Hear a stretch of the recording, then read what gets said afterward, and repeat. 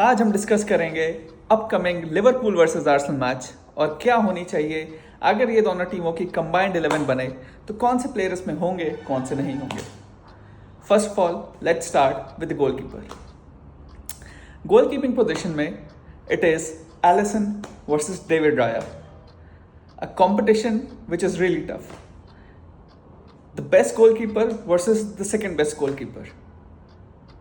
But कौन सा best है कौन सा सेकंड बेस्ट है will come to know shortly.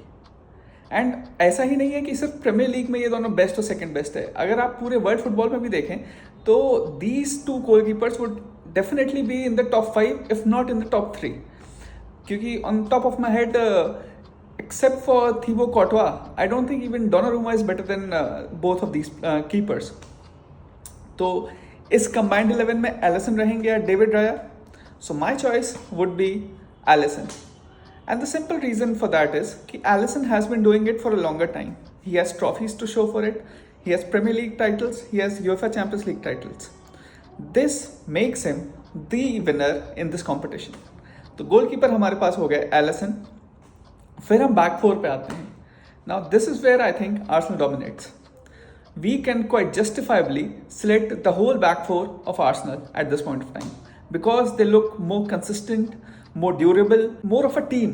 जब वो चार पिच पे उतरते हैं तो यू फील कि रेयरली शायद आर्सेनल कंसीड करेगा, whereas with Liverpool we have seen that they need to score a lot more goals क्योंकि उनका डिफेंस इतना अच्छा नहीं है।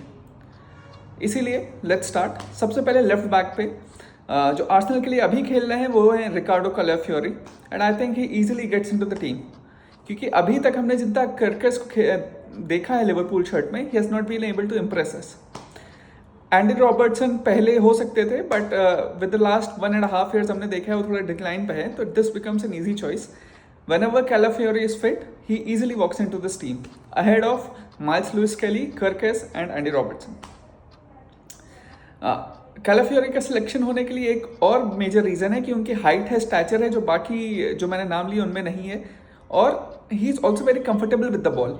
वो मिडफील्ड में भी शिफ्ट हो सकते हैं, जो आर्टेटा कभी कभी he likes that he his left back moves into the midfield, वो बहुत आराम से कर देते हैं। He processes a goal threat, corners पे अच्छे हैं, so that is why Calafiori comes into the left back.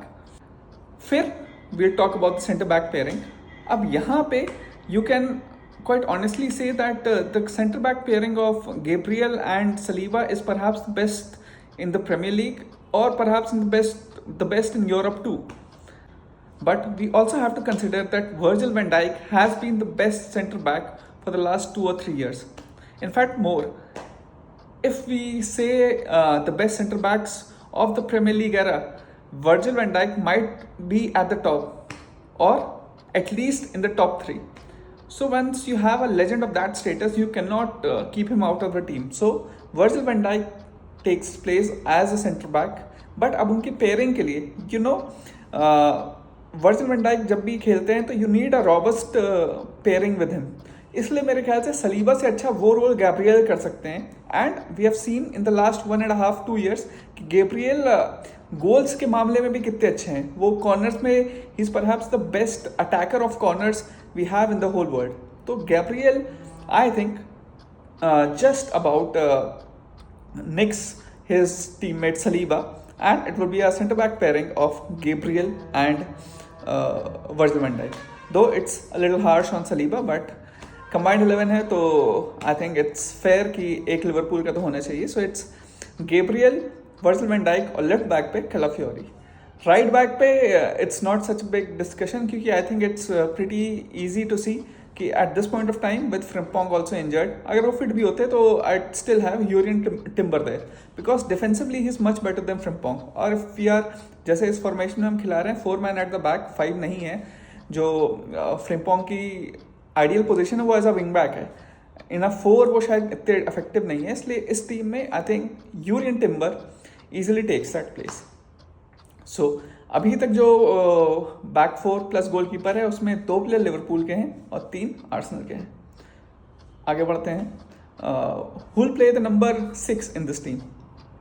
Now यहाँ पे जूबी मेंडी भी आए हैं और लिवरपूल की तरफ से ग्रेवेनबर्च अपना स्टेक लाएंगे, तो अब इन दोनों में से आप किसे सिलेक्ट करेंगे? मेरे लिए this is an easy decision. Zubimendi has started nicely in the first 2 games, but Premier League proven मेरे हिसाब से always has its own value. इसलिए इस टीम में मेरे ख्याल से Graham Burch easily takes the place, क्योंकि प्रीमियर लीग के लिए Graham Burch is a more suitable player. Last year he was one of the revelations of the Liverpool team. किस तरह से उन्होंने अपनी पोजीशन अडेप्ट की, and he was one of the best number 6 that we have in the Premier league.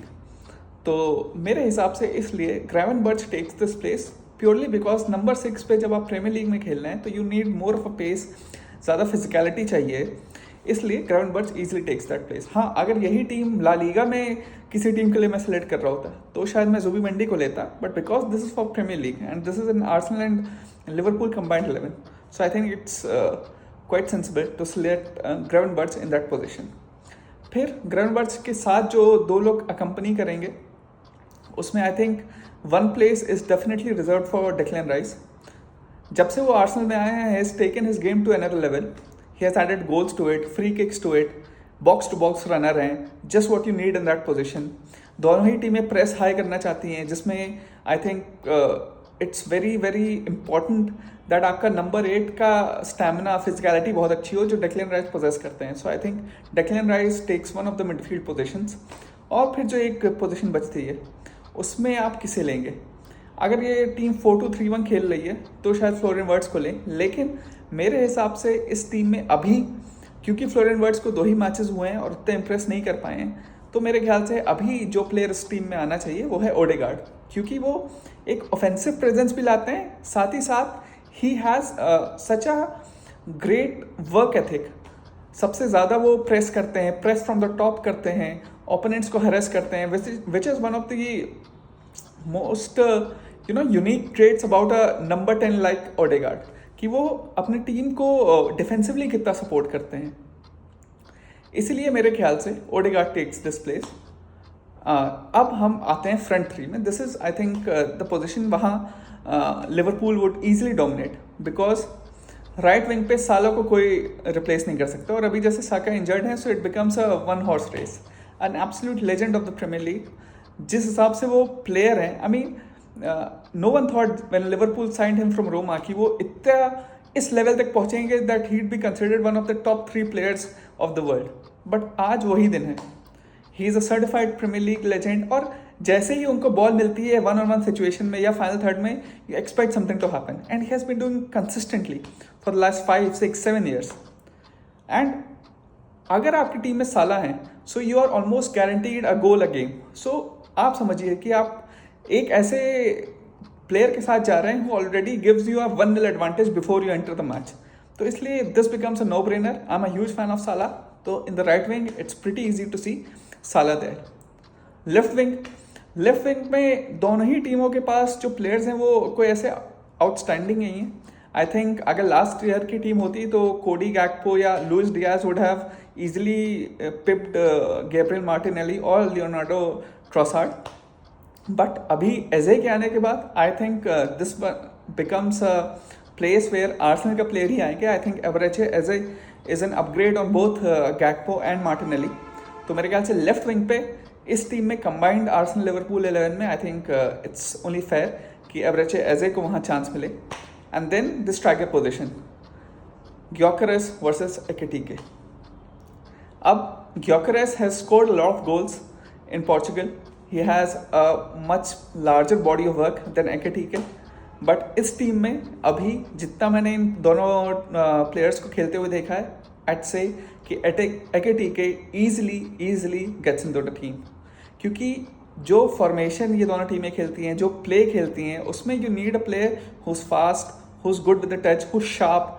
अब fast और sharp में अंतर क्या है कि 10 मीटर के डिस्टेंस में कितने एक्सप्लोजिव हैं आप, कितनी जल्दी टर्न सेंस लेते हैं, वो किसका अच्छा है. And that is very clear for me to say कि Ekitike is much sharper than Gyökeres.